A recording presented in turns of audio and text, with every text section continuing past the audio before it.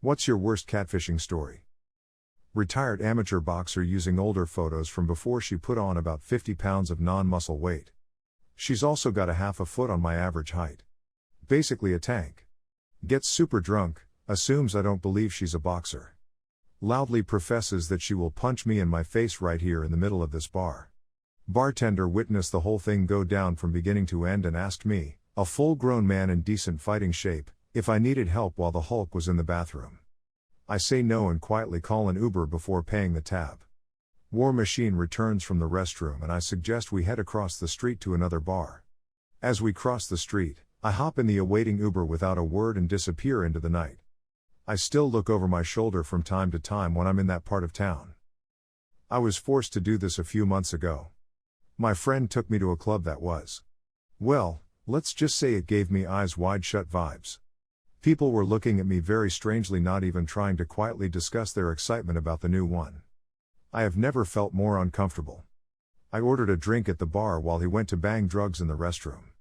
I launched the Uber app, booked a ride and took my drink out to the patio and lit a cigarette saying I'd be right back. 2 minutes later I'm safely riding across state lines and shaking like a tree in a tornado. I don't doubt I escaped being drugged that night. I went home and cried to sleep with a handle of rum. I honestly haven't dated per se since, but I've hooked up only after meeting people in places I know I can leave quickly if needed, and I never leave my drink unattended anymore. I'm sorry you experienced the shitty part of dating. My advice would be not to rush back into it and to really try to familiarize yourself with the other person before meeting anywhere other than a coffee shop. Also, as a rule, don't meet in the coffee shop you actually frequent, just in case. I've had a few persistent people try to force a second chance by stalking me. I was set to meet this woman in a dive bar, because that's the type of people we were in that small town. It was the kind of bar with the loud guy who thinks he's friends with everyone around him, but he's simply tolerated out of respect for the institution of the town drunk. I told the woman I was wearing an orange sweater and a black hat. The bar was cash only, so I went into the back to find the ATM. She walked in while I was gone to see said local drunk, a good 20 years older than me, wearing an orange sweater and a black hat. I will never forget the look on her face when I walked back into the front. I still laugh about it sometimes. Different level of catfishing. 2. 5 years ago matched with a guy on Tinder, carried good conversation but something was just off. He had no social media and some weird tendencies to brush off giving a lot of personal information. After being unable to garner much information about him personally, I Googled his phone number. Phone number led to a spreadsheet of community basketball players and their full names. He had given a different last name than was on the newly updated spreadsheet. It turned out he utilized his mother's maiden name. Google the full name, turned out to be on the sex offender registry. Was a school teacher in the western part of the state previously. I messaged him about it, and he gave me another name to Google. It was his brother's name. His brother murdered his other brother, and all in all he turned out to hail from a merry band of psychos. That situation got very ugly before it completely came to a halt. Now I Google everyone, look them up on social media, and look them up on the court system. I'm just going to add that the age he told me was, in fact, his correct age. But he later went into some episode where he messaged me and told me he had changed his age from 31 to 23 on Tinder. A friend and I found his profile and indeed he had. He even changed his photos and profile format and wording to reflect a 23-year-old. He was special, that's for sure. Well, I'm in Canada, so all we can really check is the sex offender registry, and you'd need someone's full, accurately spelled name. All background check apps I've played with just come up with blank info for Canadian folk. I suggested Stud or Dud via a friend in Seattle who swears by it. She has a huge pond to choose from though and seemingly doesn't check for the validity of the info she's finding. I brought it up and he immediately tried to call me.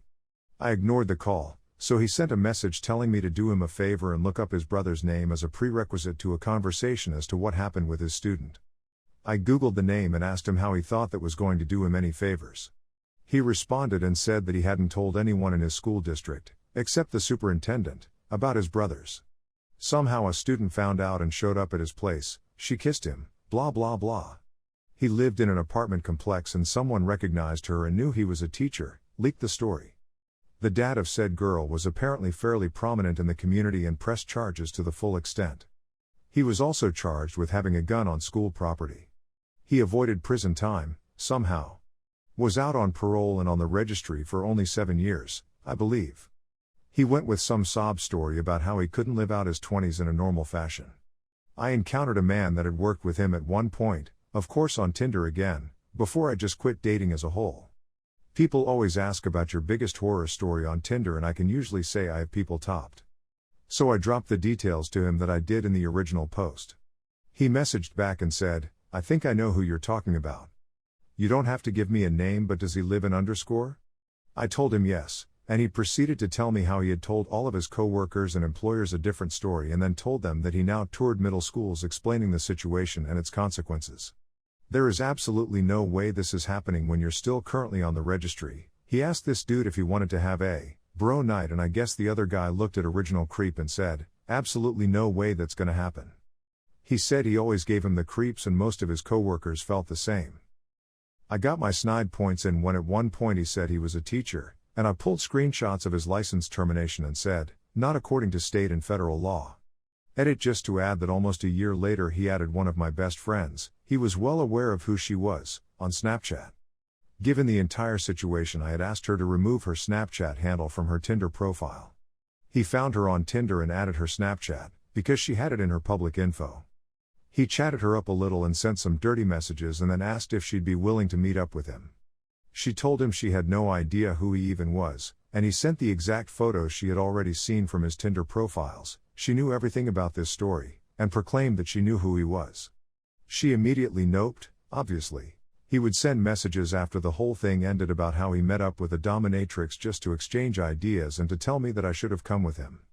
Then went on to explain that she fishbowled her ex-husband and all sorts of other crazy, crude sexual. He would also send messages about how he had regressed back to college kids because they're easier to train. He also found my Snapchat via phone number a year plus after and added me, then added me on Instagram. I'm assuming to get a rise out of me. I must not have been the only person who figured out his games. At one point he messaged me, 3 to 4 months after all communication had ceased, and told me that my game was up. I had no idea what he was talking about. Come to find out, someone, or a group of people, had made up 10 to 12 page packets of his lies and info and had spread them all over his hometown, his parents' house, his house, and all over the neighboring campus community. The last thing he ever said to me was that he felt like he won and he lost, in reference to any relations with me. His exact words, "I feel like I both won and lost, because the goal was to push you to the edge of sanity, which I did. But I feel like I pushed you over it, so I lost." Overall, there are way more components to the entire story. I was not in a great place when the whole thing occurred, and the effects are still ongoing. I feel like I literally met the devil.